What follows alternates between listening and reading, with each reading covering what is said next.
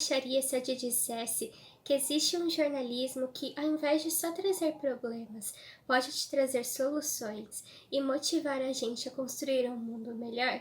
Esse jornalismo existe e é sobre ele que eu vou falar com vocês hoje.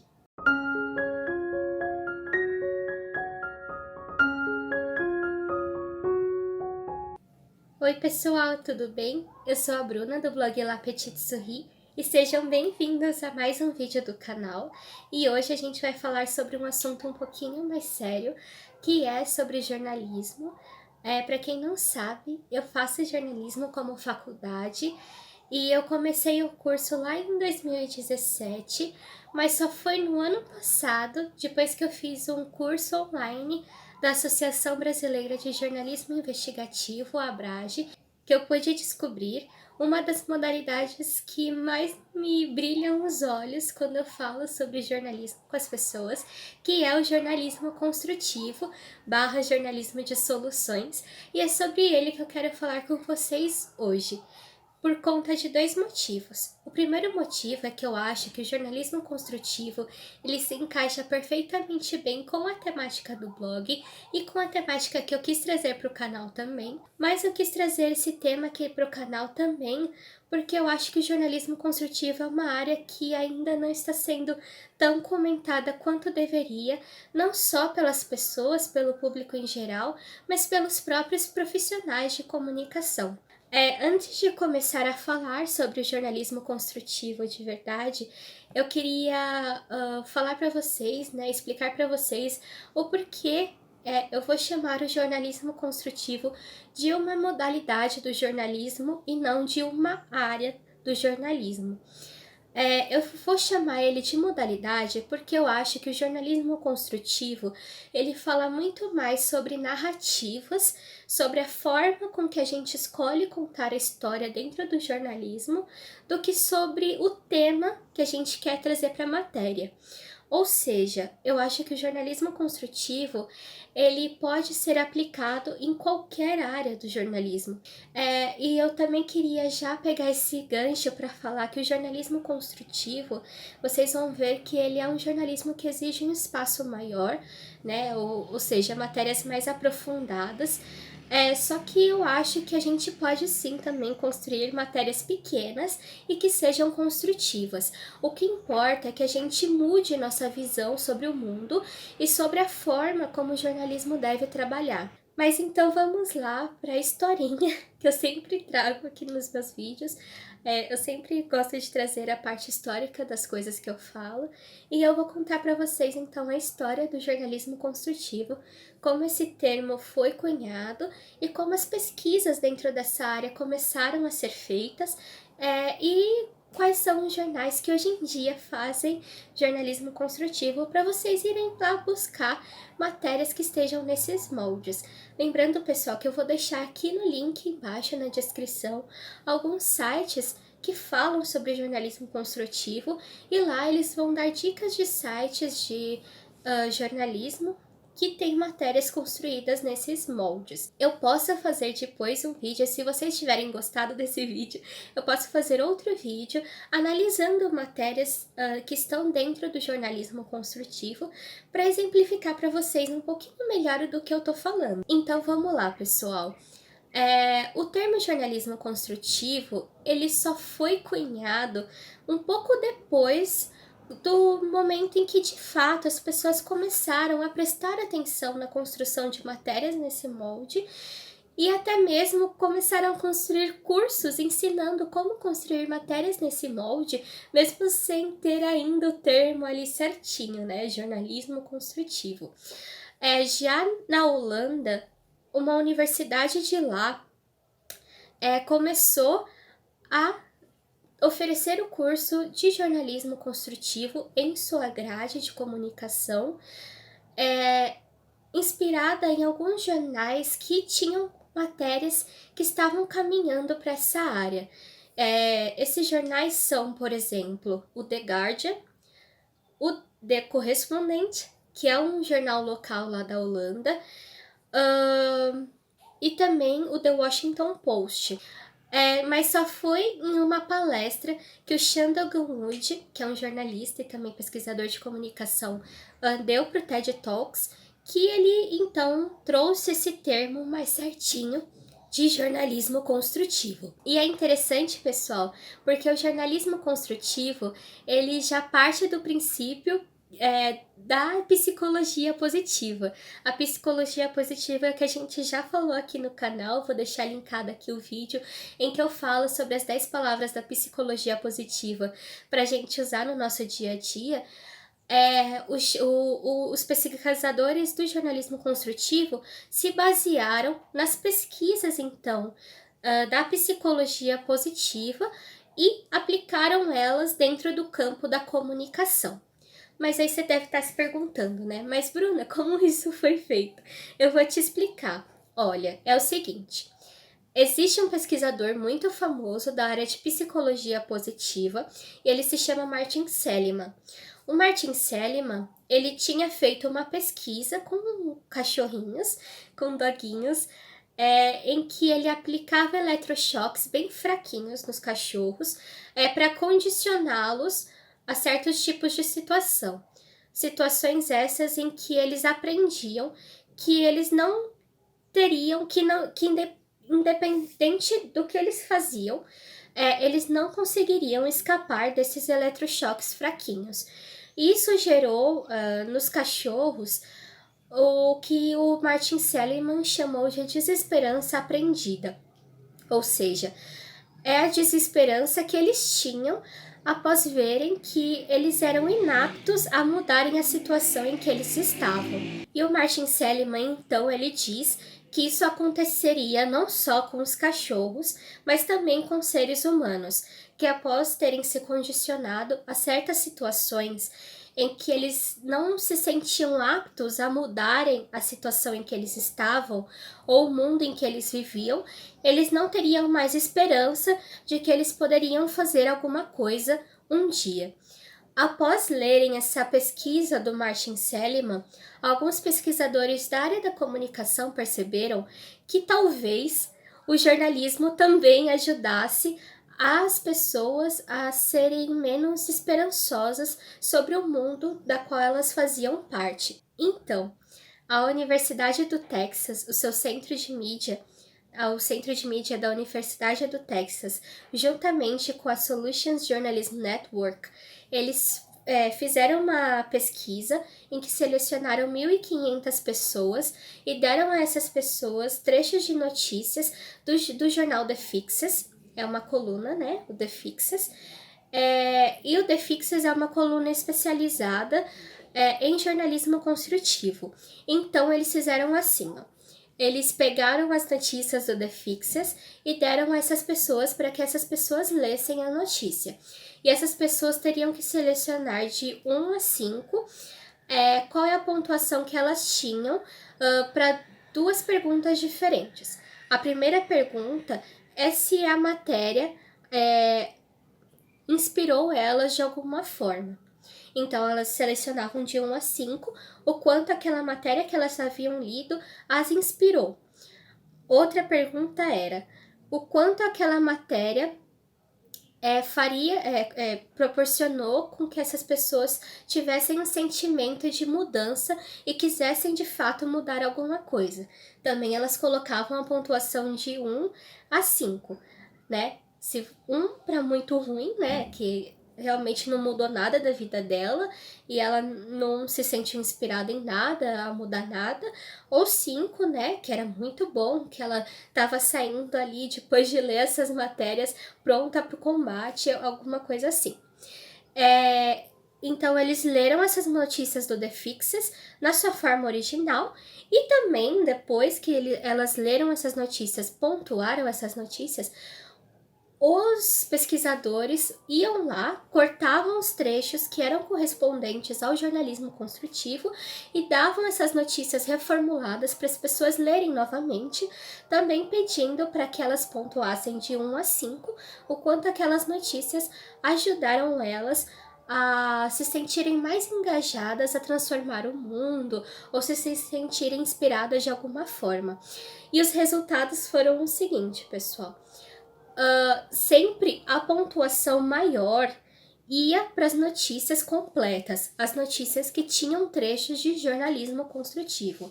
E o engraçado era que, né, claro, as pontuações menores iam para as notícias que não tinham essa parte de jornalismo construtivo, mas o mais interessante é que as pontuações eram estáveis em matérias que não tinham jornalismo construtivo. E aí, né, que eles conseguiram constatar que, de fato, as pesquisas de psicologia positiva que o Martin Seligman tinha feito anteriormente com os animais poderiam ser aplicáveis também ao campo da comunicação. E é aqui que eu quero falar com vocês sobre a responsabilidade que os jornalistas têm sobre o mundo.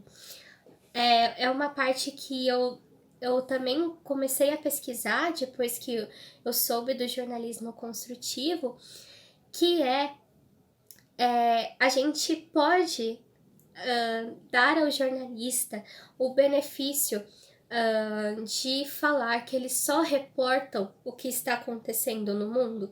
Será que o jornalista também não tem a responsabilidade pelo aquilo que ele reporta? O que eu ouço, né, e o que eu pesquisei é que muitas pessoas falam que o jornalismo construtivo é um jornalismo de pessoas boazinhas e que querem ver o mundo de uma maneira mais cor-de-rosa. Mas não é assim não, viu, pessoal? O que o jornalismo construtivo propõe é um jornalismo de plena investigação. É de você ir e se esforçar a ir mais a fundo.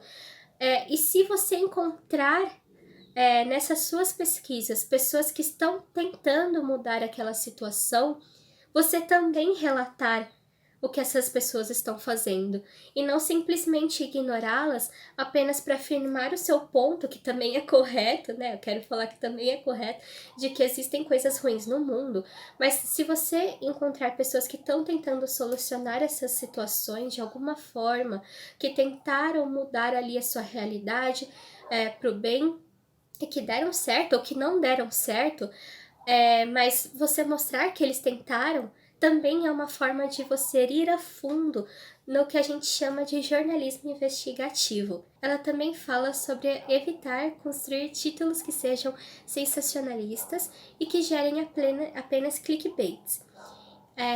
Isso faz.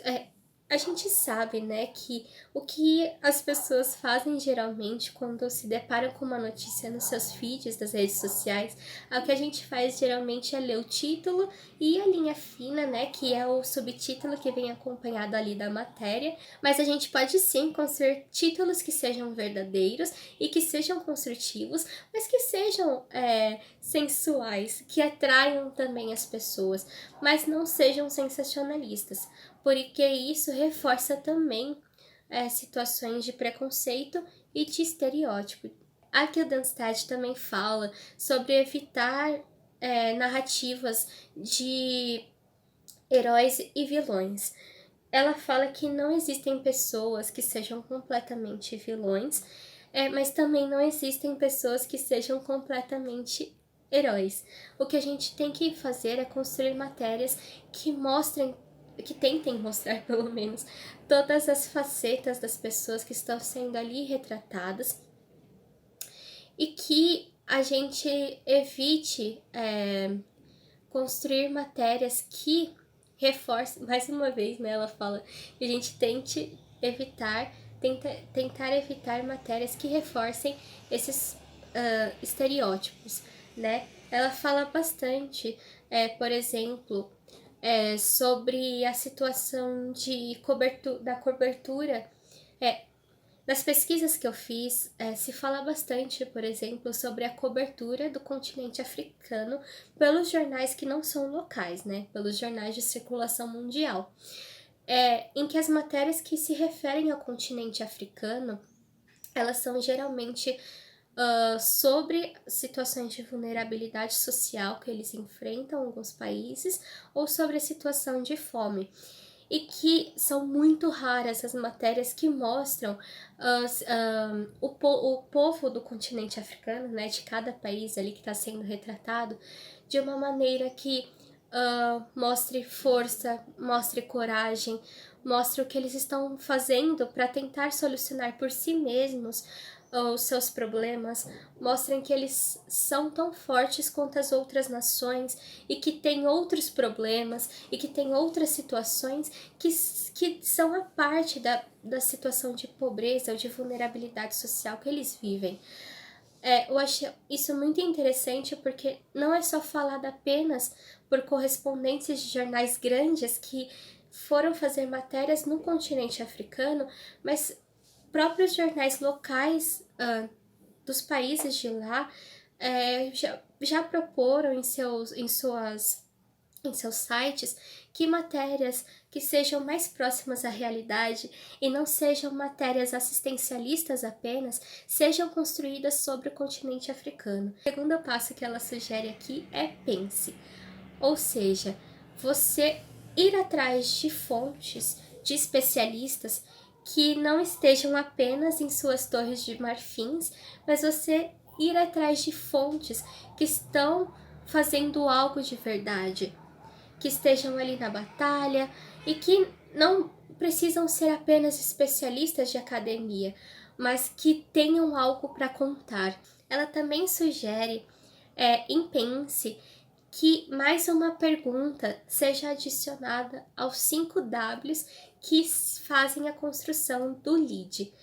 Para quem não sabe, pessoal, o lead é aquele primeiro parágrafo que as notícias têm nos jornais, né?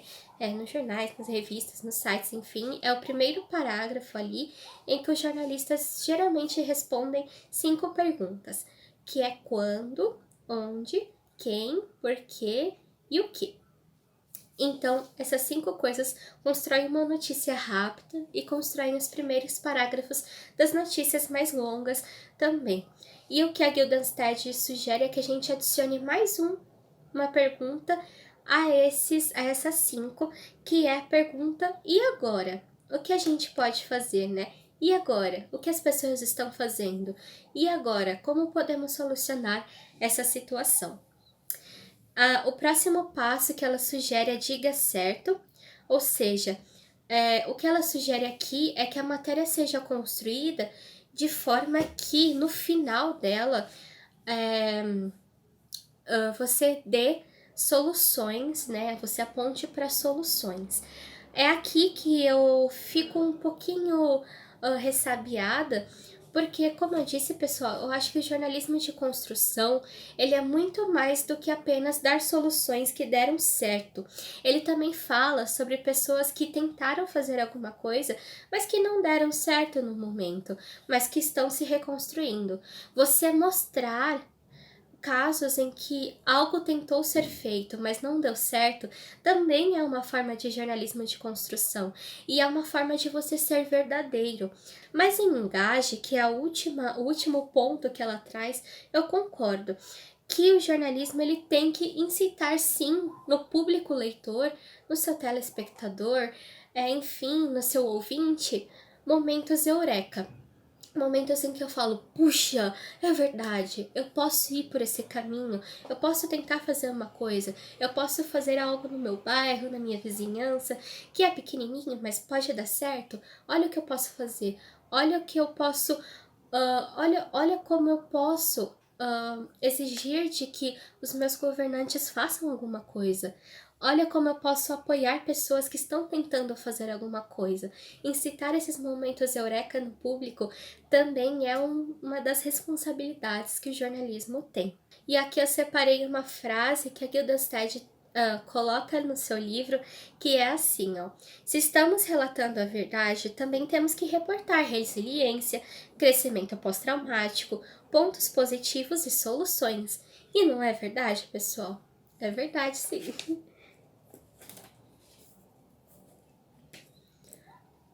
E o que você deve estar pensando agora é o seguinte: poxa, entendi, né? O que o jornalismo construtivo faz é o seguinte: ele pega um tema e constrói uma matéria a partir desse tema, mostrando todos os escopos que esse tema tem e mostrando também pessoas que tentaram solucionar problemas que esse tema traz em seu cerne, traz pessoas que estão tentando fazer alguma coisa para mudar ali, traz situações que se tentaram modificar de alguma forma, pessoas que passaram por situações ruins, mas que tiveram um crescimento posterior, né, esse crescimento pós-traumático que a Guildenstern fala nessa citação que eu disse para vocês. Beleza, entendi. Mas eu sou jornalista cultural, eu quero fazer uma matéria sobre a xenofobia que existe, por exemplo, nas premiações de música, que a gente sabe que existe, né, essa xenofobia, principalmente nas premiações norte-americanas. Quero fazer uma matéria sobre isso. Beleza. Será que eu posso fazer uma matéria construtiva a partir disso? Pode sim. Pô, eu sou jornalista de notícia de última hora.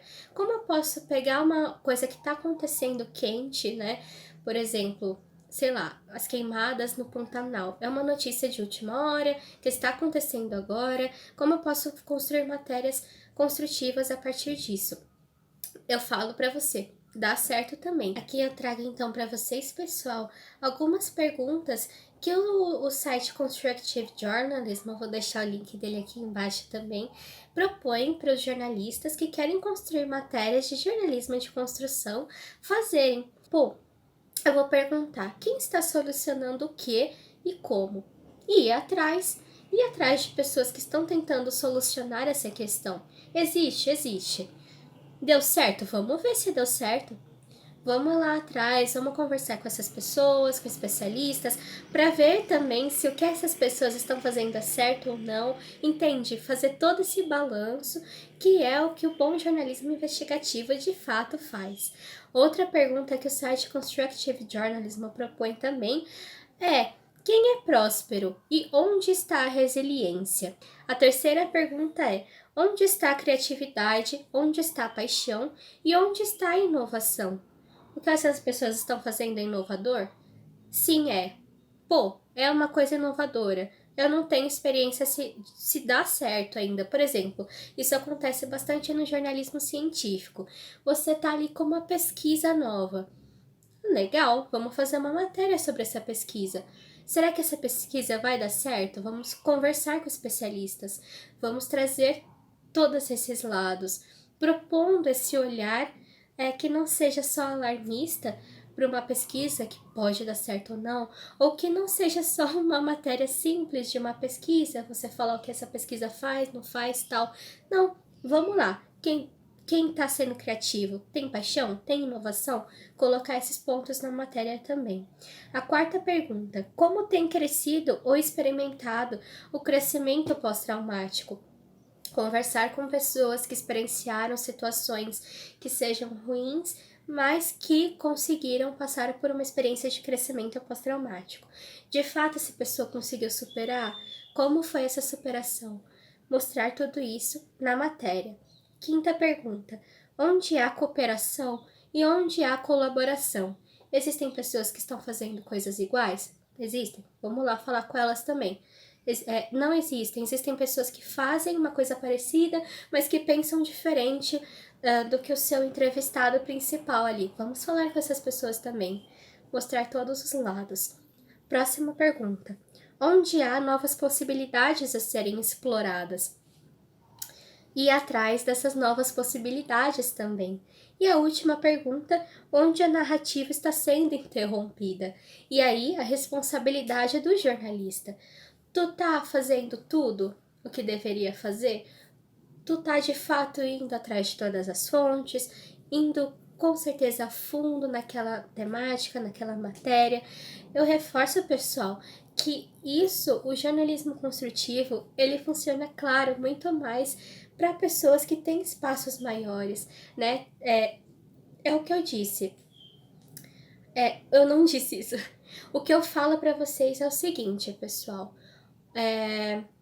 O jornalismo construtivo, como eu disse no começo do vídeo, é uma modalidade de jornalismo, não é uma temática. E eu não tô falando que no mundo do jornalismo, da comunicação, deve existir apenas o jornalismo construtivo, porque não deve.